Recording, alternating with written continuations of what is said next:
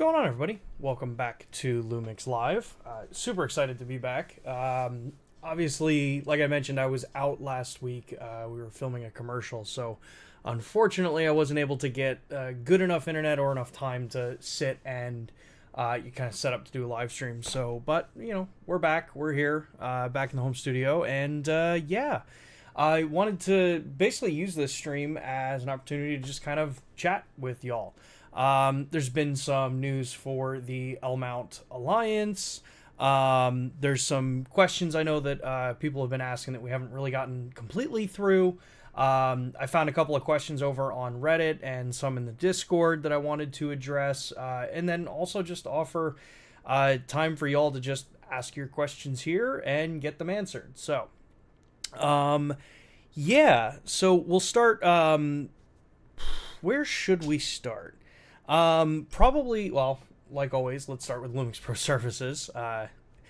It's amazing how much a week not doing it will make you feel a little rusty getting back into the stream. But for those in the US, we have LUMIX Pro Services. We have the Red and the Platinum tier. The Red tier is free if you've purchased a camera. Get yourself registered on Red. You can follow the QR code right below me or link down in the description. If you're someone who wants a higher level of service and support, you could always take a look at the Platinum tier. That is a paid level service, but that gets you 2-day repairs with next day shipping both ways. That gets you 20% off out of warranty repairs. So if you drop something, break it, anything along those lines, you'd get a discount in the repair there. You also get annual sensor cleanings, firmware updates, lens calibrations, like all the stuff that you would want to do maybe maintenance-wise for your equipment. So you'd have that access if you're in the Platinum tier. And then you also get a membership hotline. So if you're someone who'd rather speak to someone instead of, going through chat or an email, you have that access as well, Monday through Friday, 9 a.m. to 5 p.m. Eastern Time. So again, you can take a look at it, the link down below or the QR code on the screen for US purchasers. The big thing to remember too is LUMIX Pro Services for new camera purchases. So if you bought it secondhand, you don't qualify for the extended warranty or the program. So just keep that in mind when you're looking at equipment to add into your kit. So let's take a run through some of the questions that have come in before the stream started. So Lindrick says, if you were a genie and could grant Micro Four Third makers one wish, would it be 8K 60 or 4K 240? Honestly, I don't really have a preference either way. I think slow motion is one of those things. Like if you're talking about using this for slow motion, I think once you start getting over like the 120 frame per second mark, you start getting into much more specialty slow motion.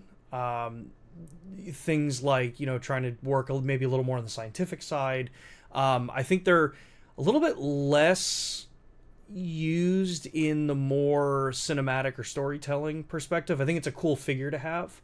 Now that's just my personal preference on it. Slow-mo looks cool. So if it was me, out of them, I'd probably prefer like an 8K option. But that's because I like resolution and the benefits of being able to downsample, being able to reframe, stuff like that. That would be something that would interest me as far as... That's why, honestly, for a lot of the stuff that I do video recording wise, that's why I like using the S1R2 over the S1II for me. I'd rather have the resolution and I can downscale it and post if I want. I have more room to reframe if I want. Excuse me. If I'm doing 4K outputs, that kind of thing. So, interesting question. Let's see here. I purchased the Arilog C3 upgrade and love shooting it on my S1R2. Can we please also have the profile available in photo mode as well? It'd be awesome in conjunction with real-time LUT. I think there's a limitation as to why it's not in stills. Like, as it sits already, Vlog being available for stills use causes so many questions of people that don't know how to use it. And then, reach out for troubleshooting because the image is, like, 2 stops darker. when they start working with the raw file, because you have to remember log files are not meant to be used in a raw photo workflow. You're changing the way the tones are compressed for video, not for stills. It's an interesting idea for real-time LUT, but also remembering that you would effectively cause, well, not effectively, you will cause the same problem as Vlog with it. So aside from that, I mean, remember too, we're licensing ARRILog C3 from ARRI. So in some cases, that can also be what ARRI wants to allow, or how it can be used, that kind of things. Like what would be like an accepted use case for it in our deployment with it. So I don't think you're ever going to see it for stills mode. I understand the request, but yeah, it's not something that I would expect to see in a stills mode. Whoa. Let's see here. Hi, could you Junstera, hi, could you show me how to get zone focus on my S5II? Mine was an open box, and the previous person may have customized their menu. If you could point me to a full reset button, that's okay too. Yeah, so I can point you to a full reset for the way our systems work. So this is on an S1II. It's going to be the same on pretty much any of the cameras. So you're going to go into the camera menu option. Then you're going to go into the wrench icon, and then you're going to scroll down until you see reset. And then from here, you're just going to hit yes to all the prompts, and that'll reset it back to factory. And then you can kind of set the camera up from there. What I typically recommend, though, is before you just go straight up do a reset on any camera, go to Save Restore Camera Settings, save to whatever card slot you want, and save your current camera settings. This can be a good way that, like, you know, if you do your reset and say, like, the stuff you wanted to change you can't necessarily find, or it's not doing what you want, you at least have a snapshot of how your camera was set up prior, to be able to just go back in and reapply that for it. But that's what I would do. And then there's different options for changing things like the manual focus and the display and stuff like that. If I remember right, because I usually don't change this often. It's going to be under one of the focus options here. But is it under this one? Yeah, so like there's your manual focus assist options here, which will let you change the way that focus system's set up. So you've got picture-in-picture or full. Full will punch the whole frame in. Picture-in-picture will give you literally a picture-in-picture for it. And then if you're in the stills mode, you have up to 20 times, but you have to be in the full area. So you can't be in picture-in-picture. And then you have your guides, so you can change feet, that kind of thing. So maybe that's in the kind of menu area that maybe you're looking for. But yeah. Let's take a look. I noticed in 4K 120 FPS on the S1II you can't punch zoom in while recording like in other frame rates. Is that a possible update? Most likely not. 4K 120, so when you go higher resolution and faster frame rate, sensors have to operate in different modes, and in some cases those remove certain, capabilities. So as an example, our 4K 120 on the S1 Mark II is like a 1.1 to 1.2 times crop. So it's a relatively large area that you're able to record the 4K 120 from. That's the separate sensor's operating mode to be able to do that. In other camera systems, you're at like a 1.5. So by getting the larger image, in some cases that means that like either you can't do things like hybrid zoom, or certain functions like manual punch-in, stuff like that, may not be available because the way the sensor has to operate to get to those particular modes. The vast majority of options in the S1II are downsampled as well, so that adds a extra overhead, extra thermal, much better image quality, much better performance out of it. So as far as like punch, like using like hybrid zoom or stuff like that, you're probably not going to be able to because of the way, like the area that has to be recorded for that resolution. It's the same thing. Like if you want to use hybrid zoom or crop zoom per se, and you want to be in 8K, well, you can't crop into it because you don't have enough resolution. It's what it originates from is what is allowing us to do some of those different like punch in things while you're recording. So hopefully that answers your question.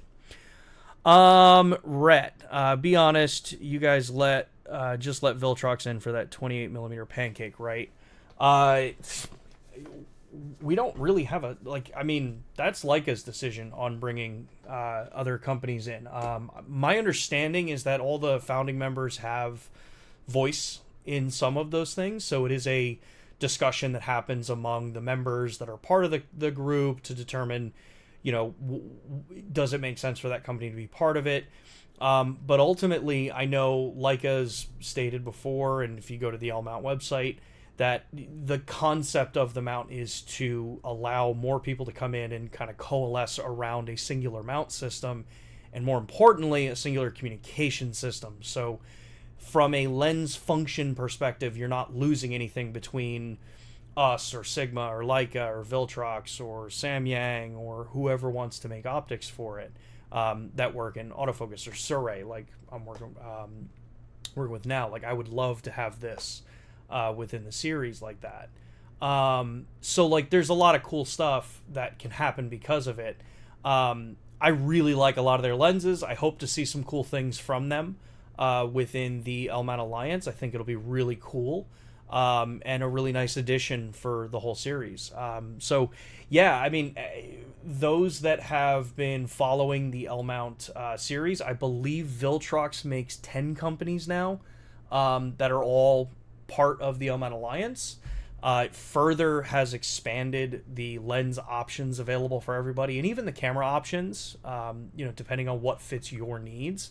And that's honestly, in my opinion, that's one of the coolest things about the Alliance, is that you have choice, and you're not penalized by that choice.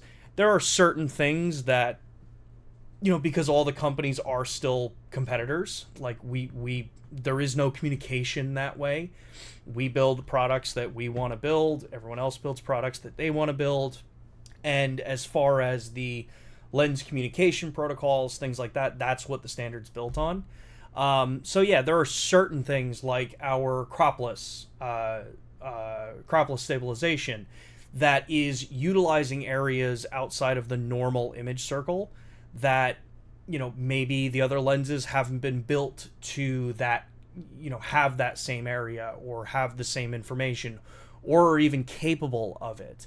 But the cool thing is we've seen the standard grow since it was launched, and yeah, more companies coming into it is just awesome. It's great for you as a user because you have choice and you know that you don't have the same limitations that you used to have to deal with. So like the idea of artificially limiting burst rates or not allowing for certain functions to work that are core basic optic functions, or things that have no relevancy to, you know, what is actually coming through the lens itself.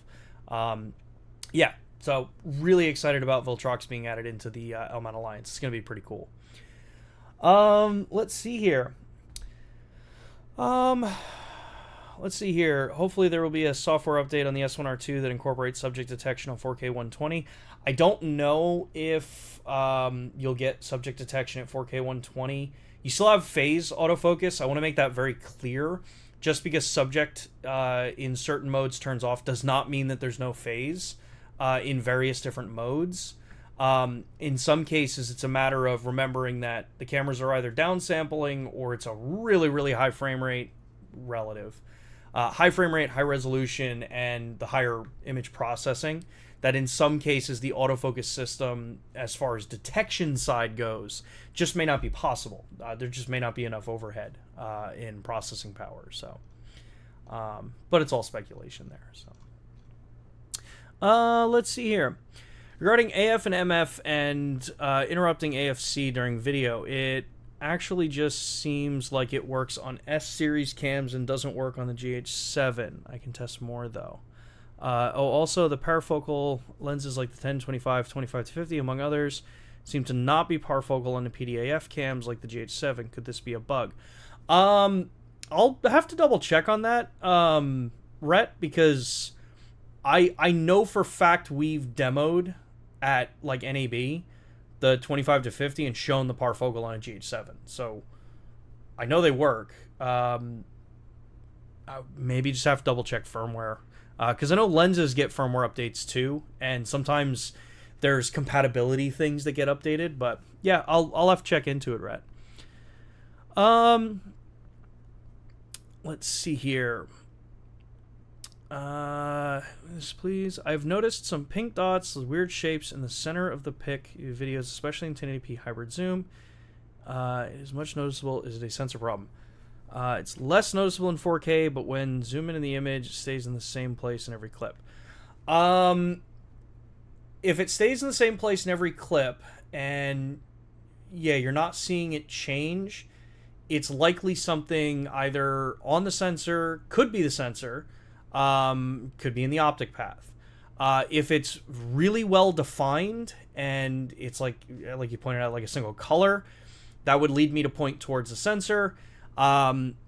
Usually I've only ever seen situations like that where you get like these hot spots, or like these quote unquote burn spots, in situations where the sensor has been exposed to a laser light.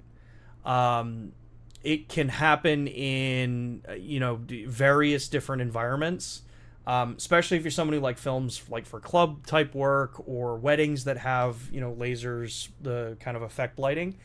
Any of that stuff can trash your sensor. Ultimately, what it means is the most important thing is to get it into a service center. Have a technician be able to evaluate it, check the sensor, see if there's problems with it, and kind of go through there. The internet is not going to be able to troubleshoot that for you, and 9 out of 10 times they're going to just give you some pointless answer that makes no sense, because they don't know sensor technology, or they don't have the ability to actually test that stuff. So number one recommendation, get it into a Panasonic service center, have them take a look at it, and they'll let you know.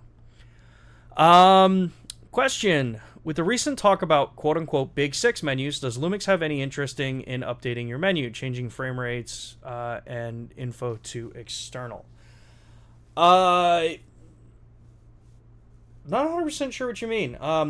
We've had the panel like we've had from the Vericam for years now. So for us, this quote-unquote Big 6 menu isn't really that new. It's kind of old hat stuff. And from what I've read, there's a bunch of bugs that have been cropping up about it. Our system's been tried and true, and it's an industry standard way of showing the information. In fact, if you look at like Vericam, if you look at Arri, they all use a very similar kind of iconed menu. So yeah, I don't really know how much we would change. For those that don't know, this is the menu that is being referenced, is where you have, your main settings here. So in this case, I've got 30 frame, my shutter angle, my iris, my ISO, the color profile, and white balance. You even have like all your other options. So we've got our recording option, the cards, how you have the FAM set up, all that kind of stuff. So these options have been here for us for quite a long time. And like I said, these are an industry standard way of showing them. So I don't think you would see a change, because we stick to kind of what the industry standard is for it.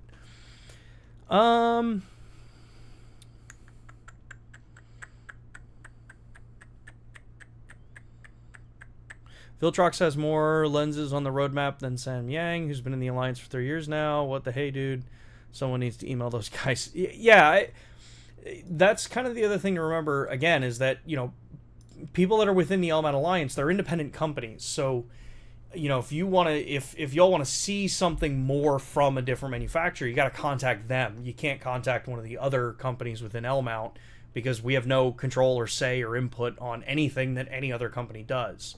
Yeah, you would just need to barrage Sam Yang with requests at that point.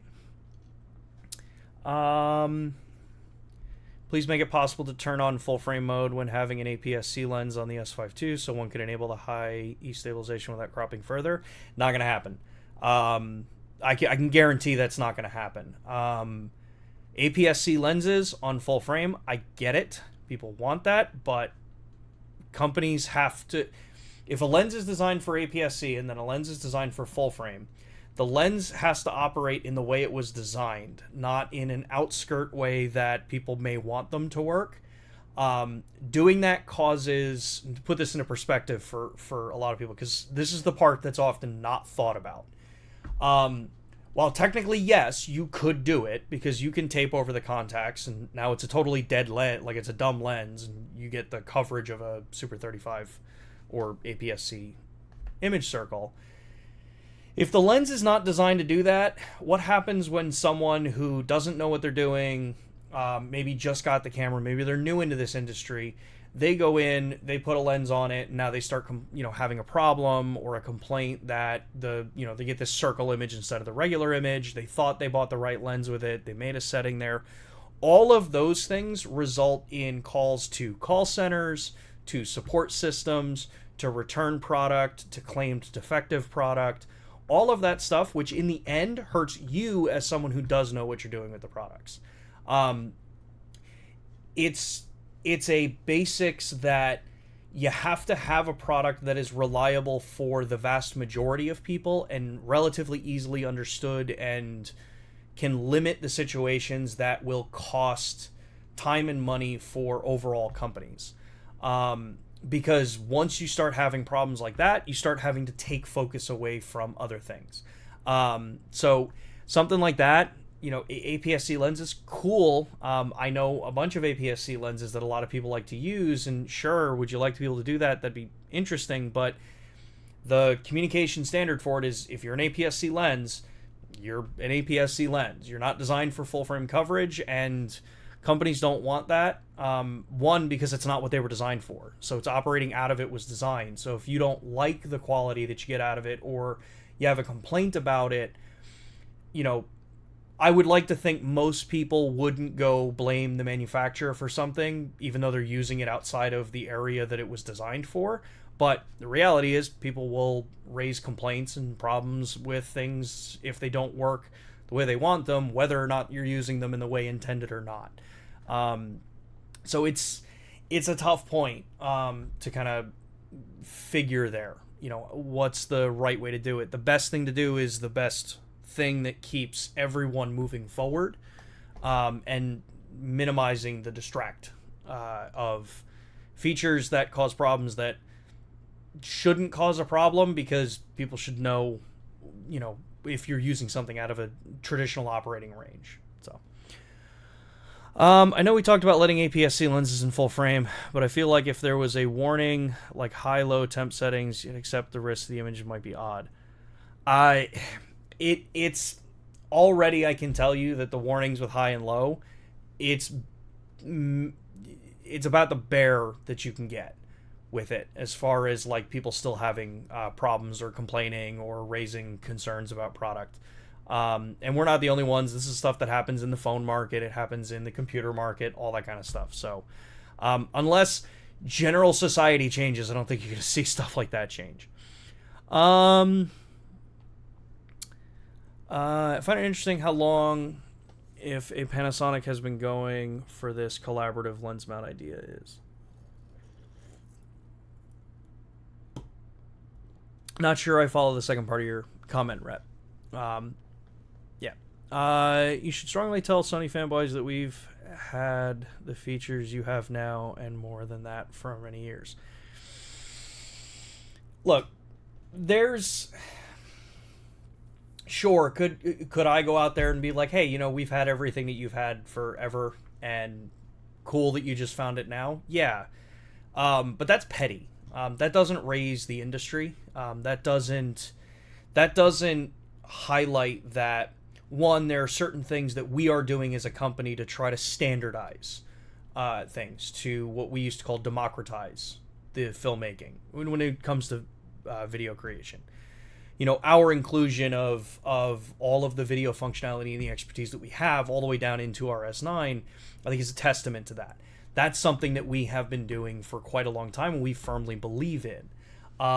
If others get some features that we've been doing for quite a long time, cool. Bring some more awareness to certain features. But I've yet to see a company deploy features that we've been doing for a long time.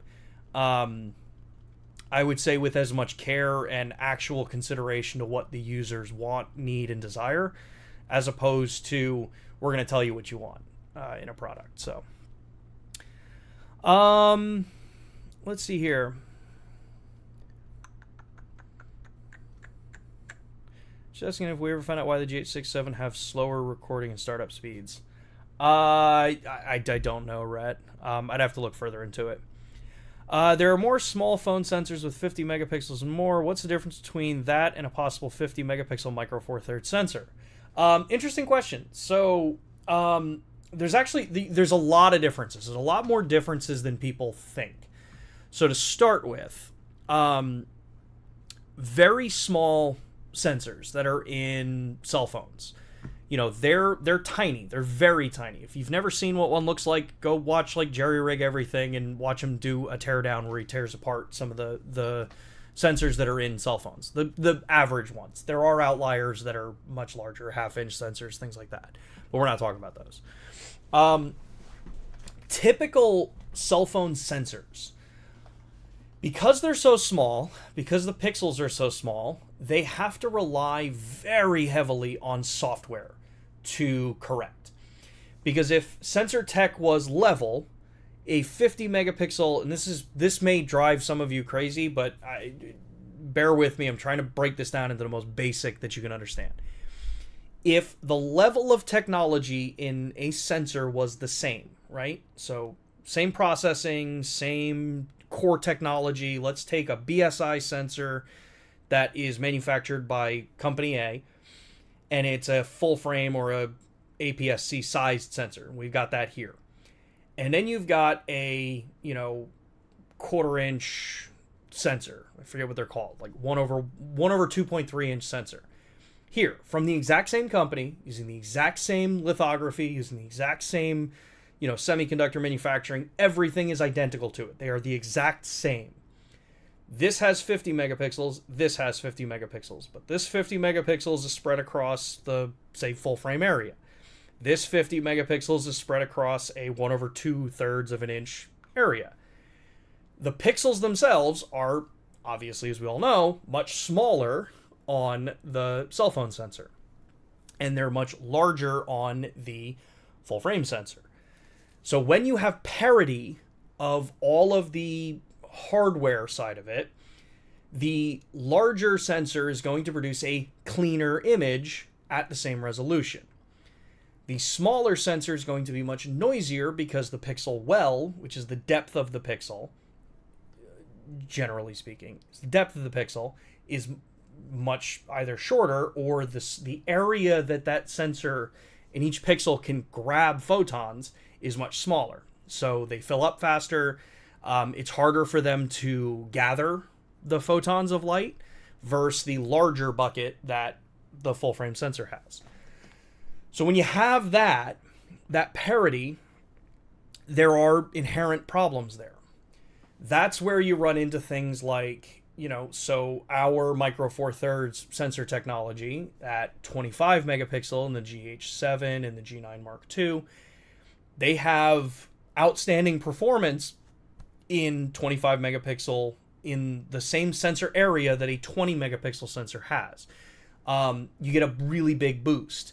But that's because, aside from the fact that the pixels themselves are going to be a little bit smaller than the 20 megapixel, which would tell you, core technologies being the same, that the 25 should be noisier, we have better manufacturing technologies. There's different ways that sensor is utilized. There's different hardware components. There's different software that can be run with it that allow it to perform much better than its comparable product with a lower resolution, roughly in the same range.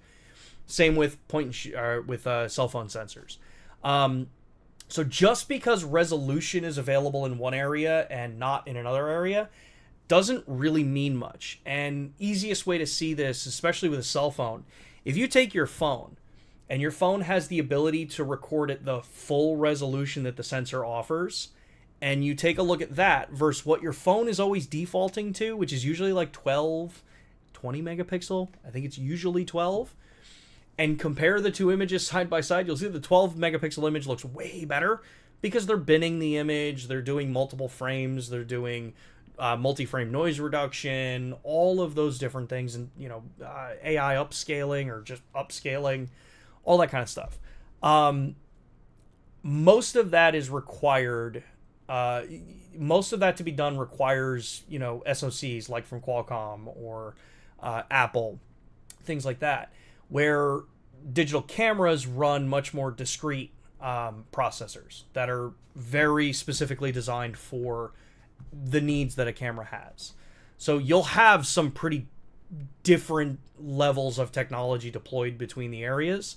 It's why, honestly, I am a firm believer that a dedicated stills camera is probably always going to produce a better image than a cell phone with software and things like that, because software is very easily to manipulate, and you're up to how the software wants to define how it's going to generate its image. Where digital still image cameras, mirrorless cameras, hybrid cameras, whatever you want to call them, they're designed to give you more control. So yes, it may take a little more work to get the image that you want, but you have the kind of core foundation laid with the image that's captured. Not saying that it's not possible to see higher resolution, micro four thirds sensors or anything like that. It's that you're less likely to see those kinds of things come out faster than in something like a cell phone market, where the vast majority of people are okay with good enough for their images. But yeah. Okay. Let's hold on some more questions, because I do want to talk about, I mentioned this 2 weeks ago, but I just got them in before I had to go out to LA last week.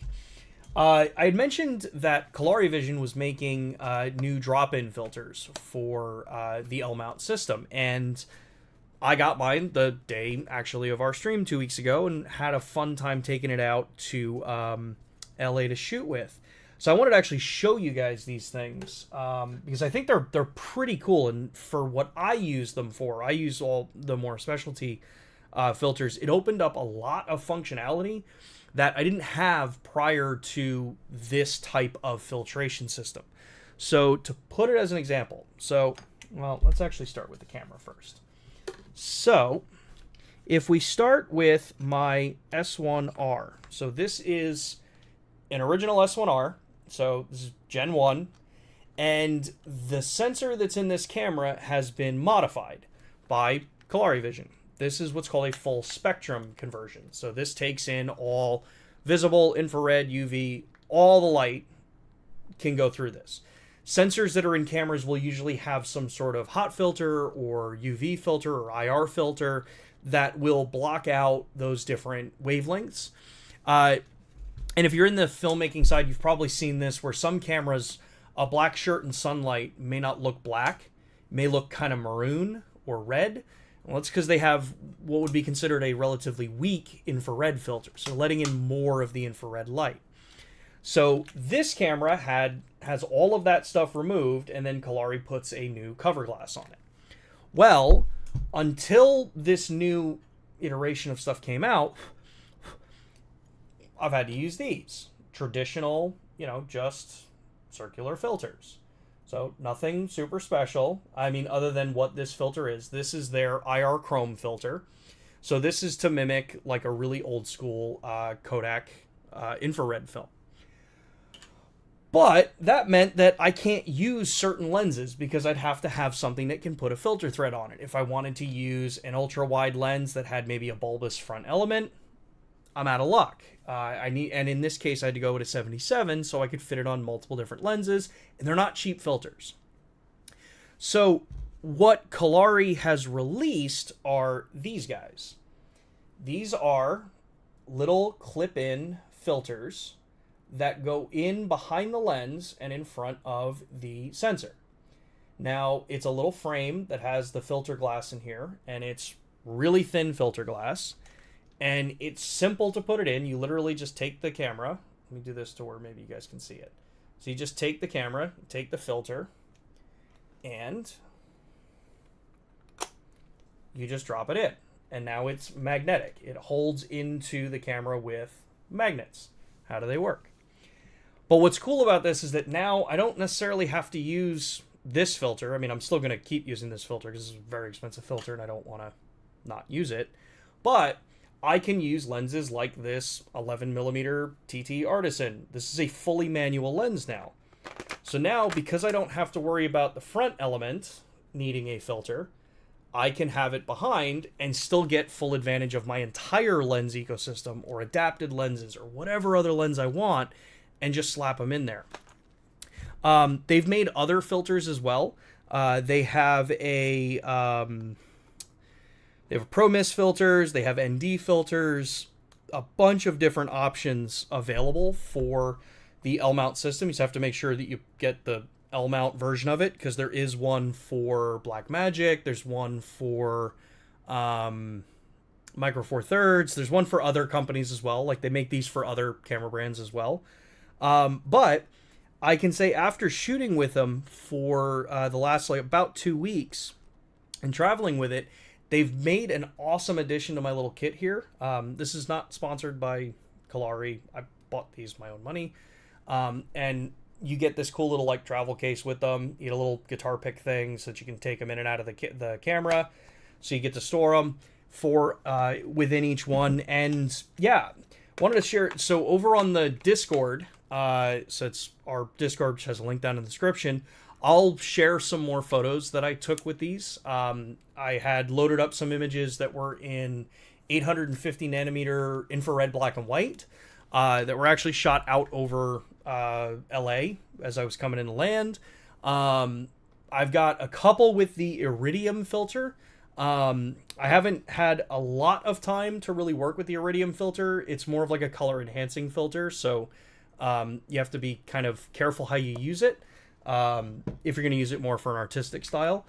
But they make a ton of them, and it's been a really cool addition into the system. So if you're ever looking for that kind of stuff, I would recommend checking them out. I've loved their filters across the board, and if you're ever looking at doing stuff like getting your camera converted because you want to do infrared, Kolari is, I would stand behind Kolari and their work. I've had this camera for 5 years now, and still works good as new.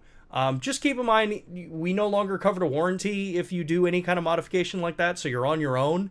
Kolari even states that too. But yeah, I just wanted to share that now that I actually got them for those that were tuned in a couple weeks ago with it. And I'm always happy to answer questions about it. Definitely take a look at Dan Hopkins. He's been doing a couple videos talking about the filters. He did one on the mist filter. I think he's testing some other stuff with them, and I believe they're also testing to see if it's viable for an optical low pass filter for a drop-in for those that really want that kind of effect on your image.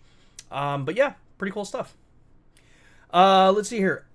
Back to some questions. Any plans on making the LUMIX Flow app work with the S1II?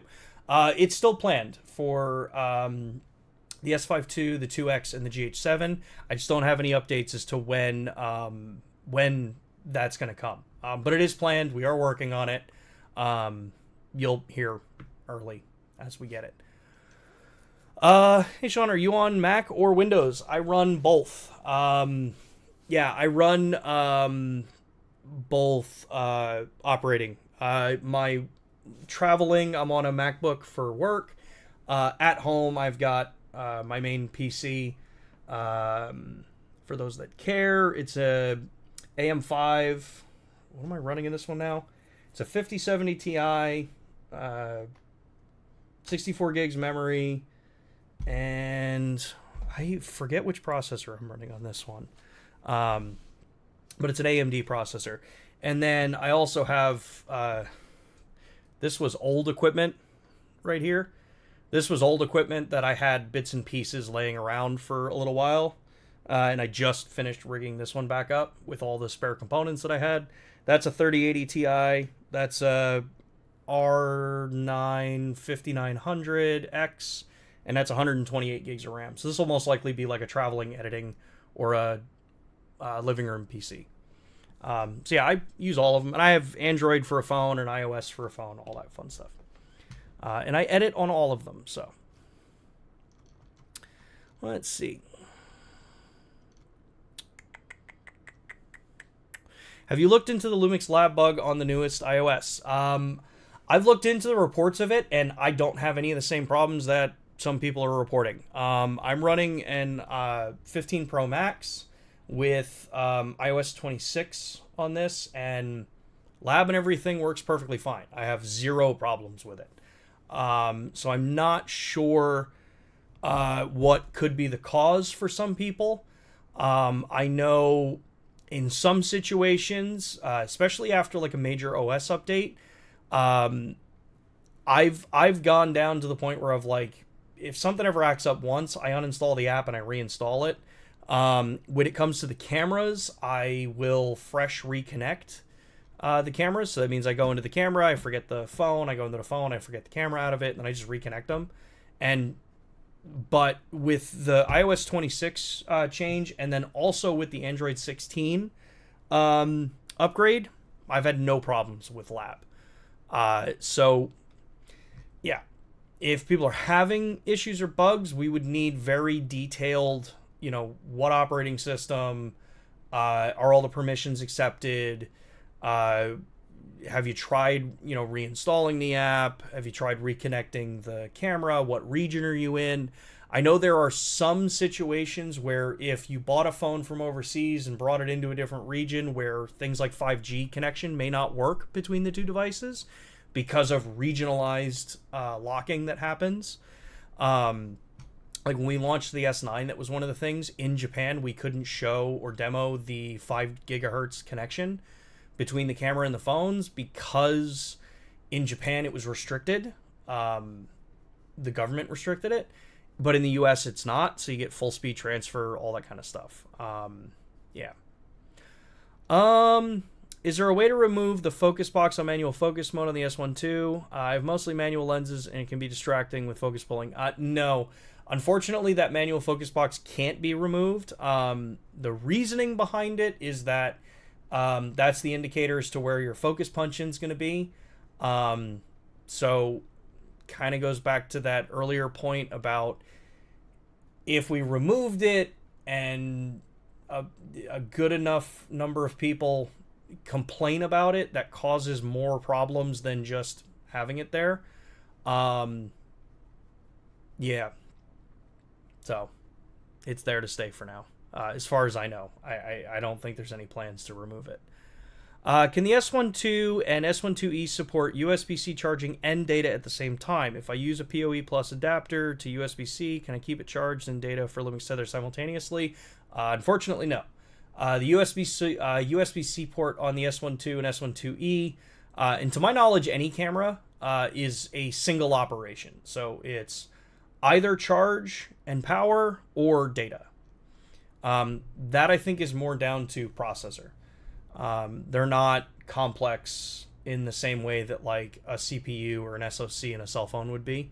So,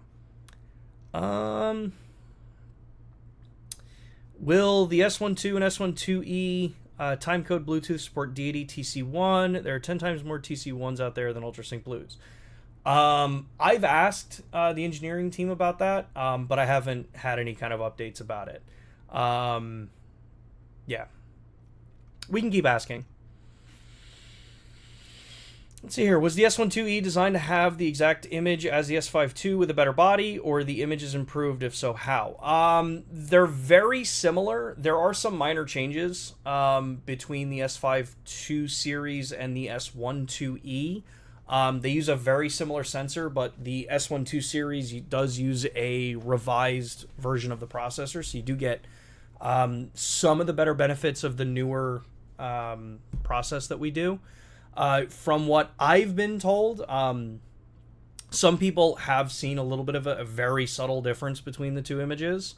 And it's more likely going to come down to either things like noise reduction or sharpening, things like that, that may be subtly different between the two.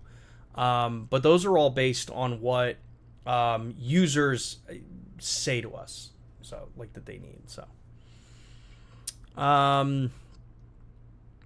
it would be nice if support for Hollyland Lark Max 2 ability to stream 32-bit float audio to the camera like the S1II was added in a future firmware update. I doubt that's a firmware updatable thing. 32-bit float to be done in camera, or decoded in camera, would need some way to do it. Like to actually have the converters. I mean, that's why we have the XLR2. But yeah, I doubt that's something that would happen. Hi, Matt. When Sean said magnets, am I the only one who thought of Jesse Pinkman from Breaking Bad? Yeah, it's kind of always does just live rent-free in the back of my head as that scene. Is the upgrade key for the S5II the same as the S1? Because I see they both have the same code names. Yeah, I think they are the same part number. So it's SFU2 for the S5II and the S1s. They just unlock different things between the cameras. Can we get an update on LUMIX Lab app to rotate the live view like LUMIX Sync app along with Vlog View Assist? We're always asking, and we are always improving the apps. So those filters look awesome. Maybe a dumb question, but won't they interfere with the shutter curtain? There's a gap between the filter and the sensor to allow free operation of the shutter. Yeah. So these filters sit in front of where the shutter is. So you can see I've got the shutter firing there, and it sits further back. Where the filter sits is actually in the kind of little like bevel area that's around, and then it has these magnetic holders that get put in place. So there's no interruption to the operation of the camera with it. So have you noticed the 5070 Ti plays back 10-bit 422 better? I know that was a part of the marketing as well. Looking at getting the 5090 for my CGI work. I have noticed that the 5070 Ti has been, at least in Premiere for everything that I do, everything is pretty straightforward. But then again, I was running a 3080 Ti, and I don't work on ultra complex projects in Premiere, so handling 422 or 420 really wasn't a problem. Even in the 8K stuff, like I didn't really ever have any slowdowns, and I don't really ever have a problem. Like if I'm working on a timeline, I'll drop it down to quarter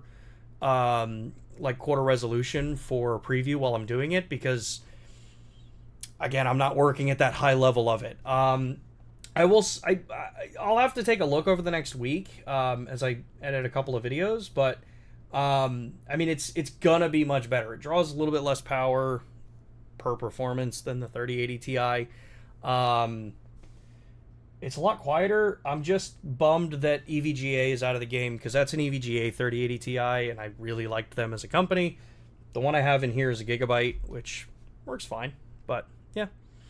I noticed that it plays Battlefield really well. Just want to say thanks. Your suggestions for changing aperture priority to shutter priority on custom settings worked like a charm. Outstanding. Awesome, top down. Great. I'm super happy that worked for you, that was the solution that you needed. Awesome. I love hearing that kind of stuff.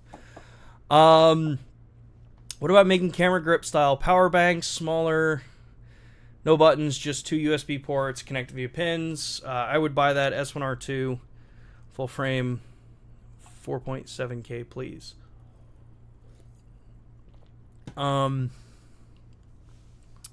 Making a grip style power bank. That would be an interesting idea. Technically, a battery grip is a power bank. But I get what you're saying. It's a cool idea. Could probably run that up the chain. See what the higher ups think about something like that. Let's see.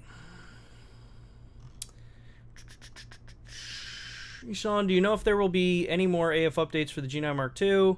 I've tried a mix of all the settings, and the hit rate for bird and flight is still quite poor when the bird is flying towards me.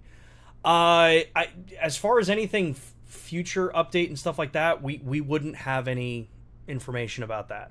So I honestly don't know. I wish I had an answer for you. Anson! Hi, Anson. How are you doing? Okay, and Matt clarified for me. Deity has no Bluetooth low energy support in their timecode devices. So that would answer that. That would be why we won't have Deity for it. Lumix friends are in the chat. How's it going, Lumix folks? I got the Lumix 1.4 teleconverter on the Sigma 500 f5.6. Works okay, but no EXIF data. That means AF stabilization won't work as intended. Camera thinks it's 500 millimeter all the time. I would double check the lens for firmware update. And I would double check the camera, make sure everything's firmware updated there.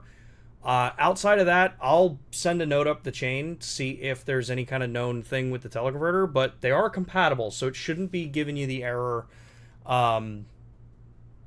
with the stabilization there. But I can check into it for you, for sure.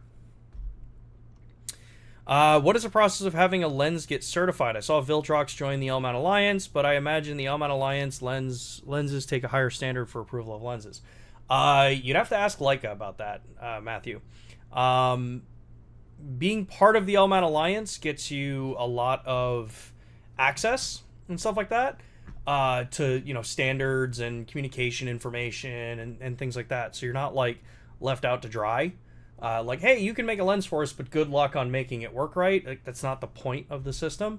Yeah, and anyone that ever answers online, like on YouTube, is probably not in a position that can actually give you a real answer. You'd probably have to talk directly to someone that's relatively high up at Leica, or relatively high up within any of the companies to get an answer like that. But it would probably be a good question to ask maybe Viltrox.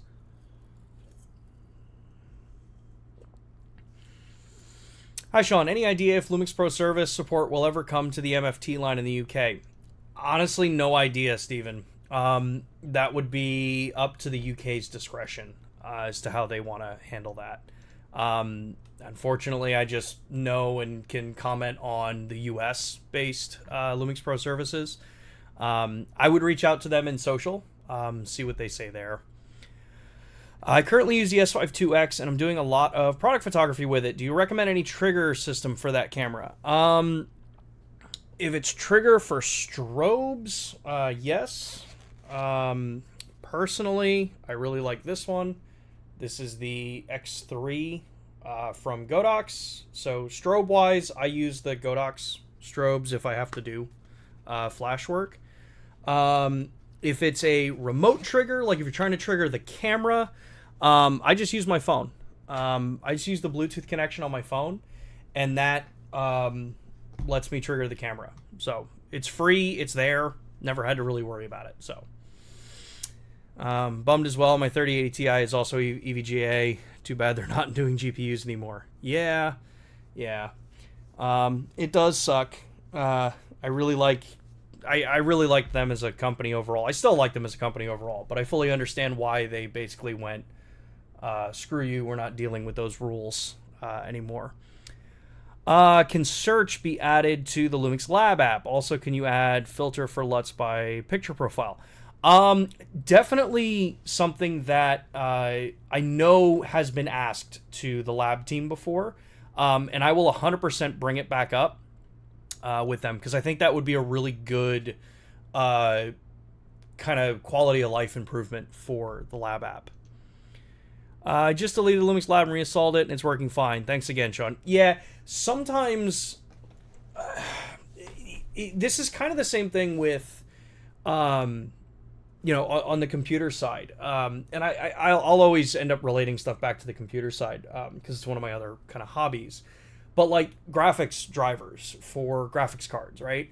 After a whole bunch of time of just updating and updating and updating and updating and updating, sometimes there's like garbage left in the cache of the app or the computer, and you have to just like totally clear it out and then start from fresh, and then everything's gone. All those problems were gone.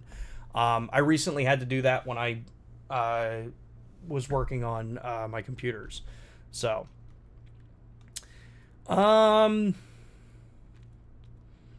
ability to select more than one filter when choosing the resolution mode. Sometimes we'd like to filter 4K and 10-bit, etc.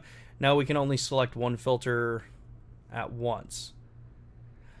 Okay, I think I know what you're talking about. So, if you were coming in to say, you know, I'm in here and I want to go filtering and say like, all right, there's, you know, 2997, and then I want to come in and say I want to select, let's do 4K, and then we want to do 10-bit. So I think I understand what your question is, or what your comment about feature select, but you can select multiple different filters like I just showed here. If it's like that you want to be able to select multiple options within that filter, that could be interesting. If you have more clarity on that, let me know. Let's see here.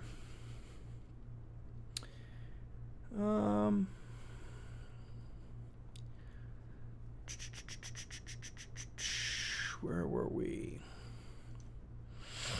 Is there a way to connect DJI gimbals and smartphone for monitoring at the same time? Also, camera function buttons to control on gimbal are not working. You'd have to check with the gimbal manufacturer there, like so DJI. I know for instance, the S1II series has like Bluetooth support for the gimbal. I think it's the RS4 Mini. And that's the only one that's been like validated, tested. Like that's the one that's approved as of right now. But I'm fairly certain, you're not going to be able to do both simultaneously because of the way the communications happen. It's either going to be you're connected to the gimbal, or you're connected to the phone, or you're connected to the Wi-Fi. So, yeah. Let's see here. Will MP4 Lite be available for the next S1II, S1IIe, like the S9 and then S5II and 2X? No idea, honestly. Great things. Yes, multiple within the filter. 2 different frame rates, for instance, 30 and 60 only, not show 48, so everything confusion. Okay. That's what I thought. I just wanted to make sure I understood what your question was. Great things. We can ask about it, yeah. And kind of see, you know, is it possible? I would probably lean that it might not be possible given the current way things are filtered, but we can always bring it up and present it to the team if it's something that could be done. Let's see here. Okay, I wanted to cover... there's 3 things I want to cover real quick before we sign off for jury. Sorry, I just noticed someone says that I missed their question 3 times. Just remember, if you have a question, tag at LUMIX USA so I can see it. So type at LUMIX USA. Otherwise, it's a high probability I'm going to miss your question. Let's run back through and see if I can find that question. In fact, I'm actually not seeing any questions. I think it's jury. If you have a question, write it in the chat again, but tag at LUMIX USA so it pops back up to the front there. And Ken, I did answer your question before.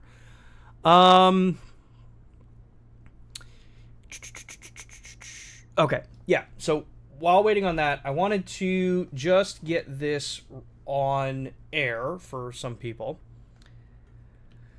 So, what is this? Top down. You guys really need to get on Chris and Jordan at DP Review. They just ragged on LUMIX, rating it as worst camera system for wildlife, below OM systems and Fuji. S1R2 works great. Everyone is entitled to their own personal opinion, whether it is an opinion that follows what the vast majority of actual users of the cameras follow, or if they have their own version of what they want to share. And they're Petapixel, not DP Review anymore. Hope all is well. Did they have the skin softening in the filters before I have the S1II? I'm not sure if we had that in previous cameras. I think in the point and shoot cameras we did. Okay, so one of the things that is being asked over on Reddit is about setting up back button focus. So if you're a stills photographer, maybe you're used to using back button focus in another system. Maybe you've come into the LUMIX ecosystem and you're wanting to be able to set that up. So a couple things you want to know about our cameras when they work. So let me put this into the photo mode. All right, so we're in the photo mode. So what you're going to do if you want to set up back button focus is you're going to go into the menu and you're going to go into, and let's see if I remember exactly how to do this. So to first off, you're going to turn Shutter AF off, and then you're going to make sure that under the AF options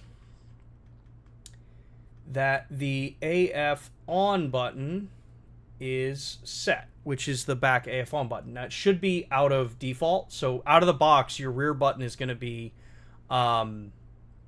your focus. So it'll be on all the time. So now, once I turn that part off, the Shutter AF off, that means if I half press the shutter, it's not going to trigger a refocus. The back button will trigger my focus, and then my shutter button just triggers my shutter. So that just takes the picture.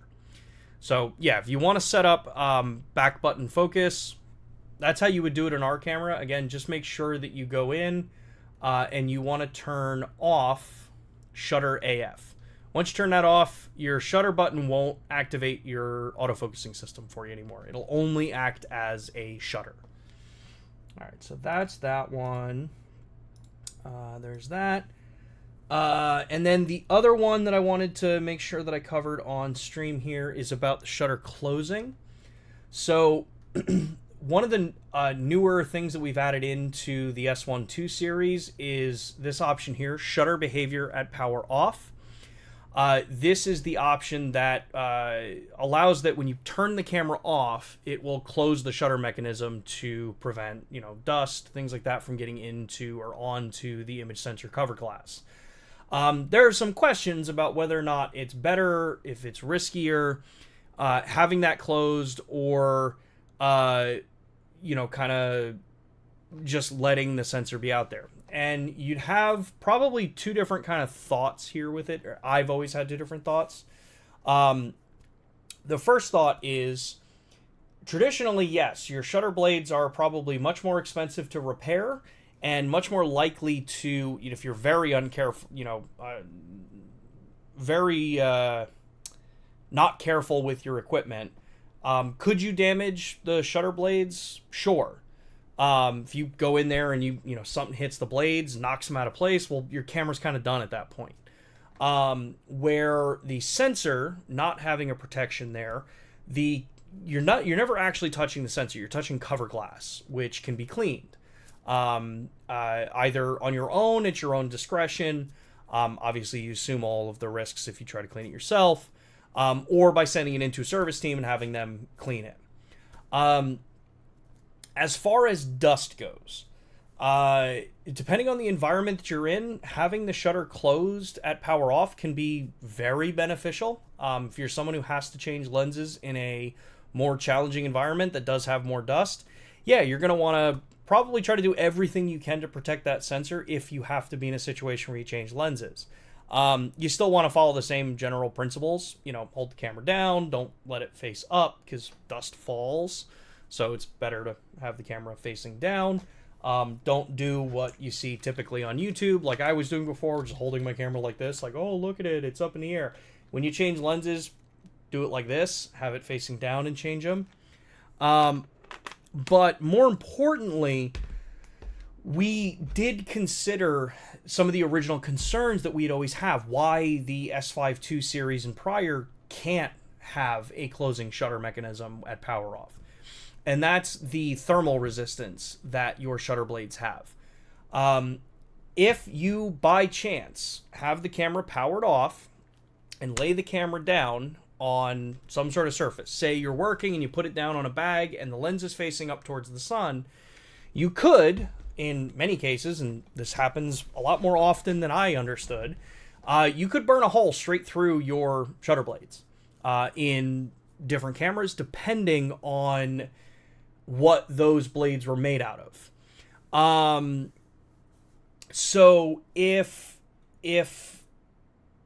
the blades aren't a high enough quality, if they don't have enough ability to dissipate heat or absorb heat, then you can cause the exact same kind of problem. Well, on the S1II series, we completely redesigned the blades themselves and changed the materials that they're made out of. So they have a much higher thermal threshold, which means that if I happen to lay the camera down like this and light focuses and focuses a pinpoint onto the blades, there is a much longer time period available before those blades could potentially warp or burn that didn't exist in the previous blades. So it's an added feature for those that want to use it. If you have your aversions against it and you're nervous about it, you can always turn it off. One of the reasons is that's why it ships with it off. It is something you would have to turn on if you would like to use it.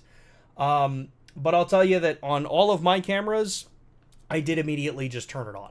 So every camera that I have that has that capability is set to just, when I power off, the shutter closes and we're good to go. Yeah, let's see. I think that was kind of last. Let me just do one last double check. Oh, I did want to call out an article. So maybe I'll try doing like a news segment every week on here. Articles that I find really cool and interesting. So there was an article, ironically talking about Petapixel.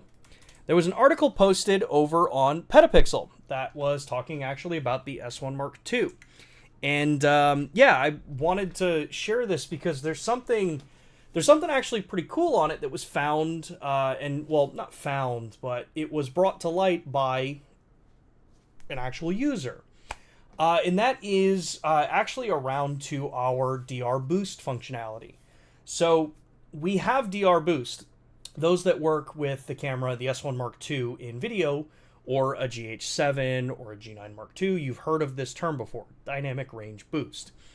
So dynamic range boost is what allows us to get a lot higher performance out of a sensor and produce better highlight detail or better shadow recovery.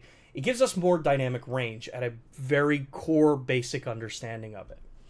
Well, something that I think really hasn't been talked about is that the S1 Mark II does this in video, and we know all those capabilities, but this does also do this in the stills function as well.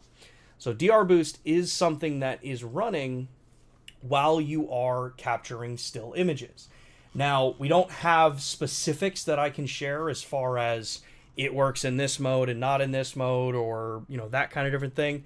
It's just that DR Boost is active when you are in still shooting for some cases. And if you've been using that camera, you've seen still images with it, it really does improve the performance that you get out of the stills dynamic range and image quality. If you're someone who needs to, you know, some information as far as like, well, what does it improve? Sure, it improves a number, but what does that number actually relate to in the real world? What you see here is, if you've ever taken a still image, a still raw image, and take a photo, and you look at it, you bring it into post, into something like Adobe Camera Raw, or whatever program you want to do, and you lift the shadows really high. So say you have a really dark shadow region, like in my scene here, and I want to lift these shadows up. Well, when I lift them up, traditional sensors can have a tendency to start to color shift. We've seen this in post, especially if you're doing like landscapes or astrophotography, you may see this. You get a magenta shift in some cases. And if you go back far enough in our cameras, you can see this. Like I did an example of a G9 versus the G9 Mark II. On the original G9, the shadow lift of, say, 50 would shift all of the shadows super magenta. But then on the G9 Mark II, the same editing kept neutral colors. Well, it's pretty similar on the S1 Mark II. So you can get a lot cleaner shadow detail and more flexibility in that image because of what we're doing with the actual sensor, what we can do and process as far as the images go that others can't even seem to wrap their heads around. So yeah, I wanted to call that out. If you're someone who likes digging into, a little bit more of the technical stuff, definitely encourage you to go take a look at that article. It's a very well written, and it's based on some pretty cool information from one of the users, Horshack. So yeah, go check that out as some news of the week. Let's see here. Make sure I got all the other questions. Red says, I also found that DR boost affected photo quality in the GH6 and GH7 as well in raw photo mode. Yeah. Yeah, the GH6, or the GH7, the G9 Mark II, DR boost was utilized. So you were able to get, it's why on those cameras it's a 16-bit container raw file, because you get a lot more detail and you have a lot more flexibility with it. The S1 Mark II, it's a 14-bit raw file, but you get a lot more flexibility with the raw file itself. Other than that, Red says, look, I'm number one. Do I get a prize? You get a crisp high five the next time I see you. Yeah. Cool. So, with that, we are going to wrap, as I do have a couple other things I have to do for today. So thank you, everybody, for tuning in. Awesome conversation, great back and forth. Love the questions that everyone asks. And if we didn't get to your question, or you have questions that you want us to answer next week, drop them in the comment section below. It does a couple of things for us. One, it helps me quickly find the questions that you guys want to have answers to. It also helps us with the algorithm, all the fun stuff with YouTube, so this gets shown to more people. But yeah, we will be back. I do want to answer this one. George, any chance the S1R2 could get DGO? So it's not DGO, it's Dynamic Range Boost via firmware update. They are completely different systems. The S1R2 has Dynamic Range Expansion. The S1II has Dynamic Range Boost. They function very differently. So S1R2, that operation does not exist with that camera. Anyway, we will be back next Thursday, 2 p.m., right here on YouTube.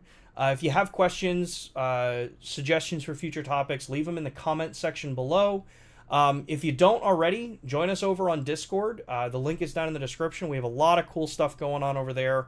Various contests, lots of great conversations. We can continue these kind of conversations over to in the chat over there. Check us out on socials, all that kind of fun stuff. And yeah, otherwise, I hope you all have a great rest of your day. Hope you have an awesome weekend. Get out there, create some cool stuff, share it with us, show us over on Discord. And yeah, talk to you all next week.